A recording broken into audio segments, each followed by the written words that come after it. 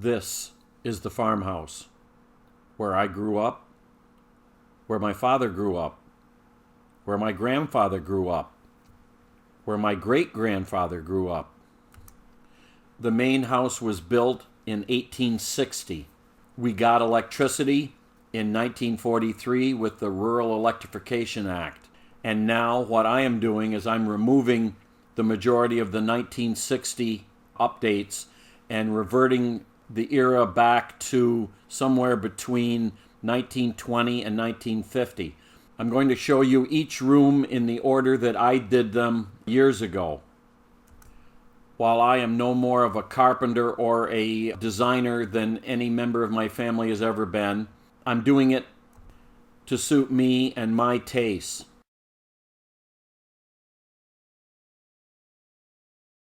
Back in the 1960s, we had this desk that my parents bought so we could do our homework in the kitchen, although we ended up doing it on the kitchen table and not on the desk.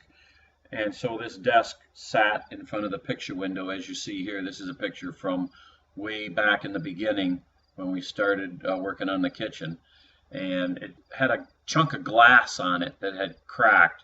So I chucked the glass, and then I had to do something with that desk because it was in the way when we were working in the kitchen.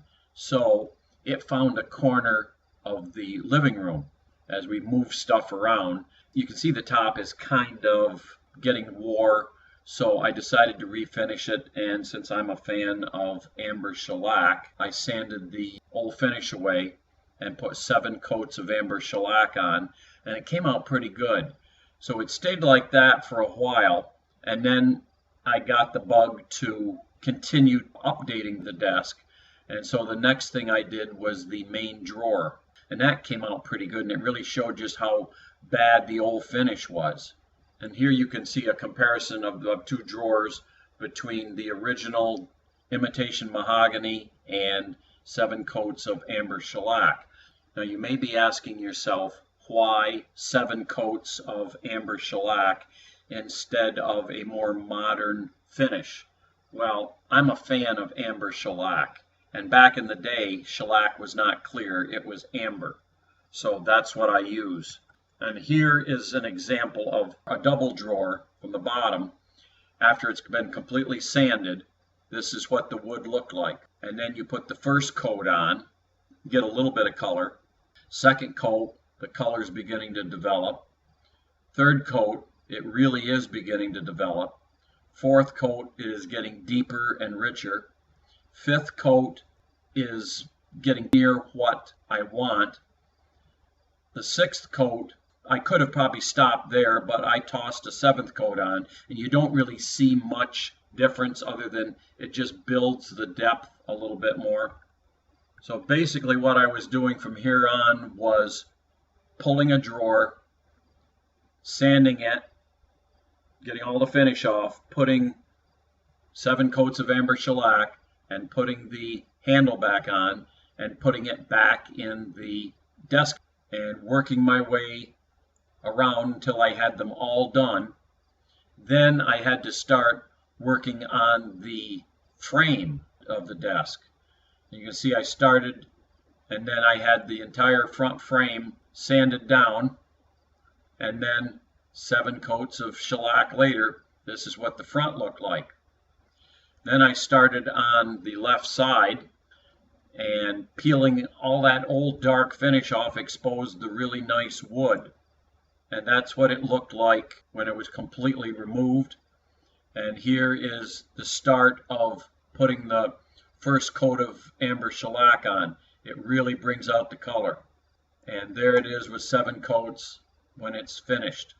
And then I got the idea, because I could not sand that dark area. It had some profile to it. You couldn't sand it. So I decided to just paint it gray to kind of mimic the house mud. And when that was all done, this is what I had.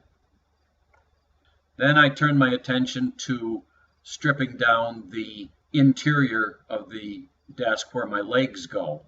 So I got that stripped, and there I only put on 3 coats. I did not think it was necessary to do 7. this is the back of the desk, but it could also be the front depending on how you position it. So that got sanded down. And then I started working my way across, and you can see my sanding vacuum right there, the bucket head from Home Depot that was connected to my sander. And then eventually the entire back or front was sanded down. And you can see the little sander that I had to buy, the triangle sander from Ryobi, to get into the tiny places. I couldn't do it with my half sheet sander. And there it is with 7 coats of shellac, and there it is with the gray trim. And finally the desk was done, and I rolled my 50s office chair up to it, and my laptop and my work laptop and my genuine World War II fluorescent light that I converted to LED, and I was ready to work through the pandemic. Now, back when I started taking the drawers apart, they never worked smooth, so I bought a roll of HDPE tape from Amazon, and I put that on the runners, and you can see right here how the wood on wood had worn into the case of the desk. So I laid that high density polyethylene tape in those grooves to allow the drawers to slide much easier. They're not as good as roller bearing, but they're halfway there. And finally, I proclaimed the desk done. And there it sat until we had to lay the floor down and I had to move it. And there it is with the new floor down, and it's in position where it is today. And then I decided I needed a printer. We had this old table, or whatever you want to call it, and I took some Howard's feed-in wax and went over it to spruce it up. And there's what it looks like with the drawer pulled out. It's quite a nice little antique table. I don't know the year, but it's definitely been in our family all my life. And then set the printer on it. And that, with the desk, is my pandemic workstation in our living room update.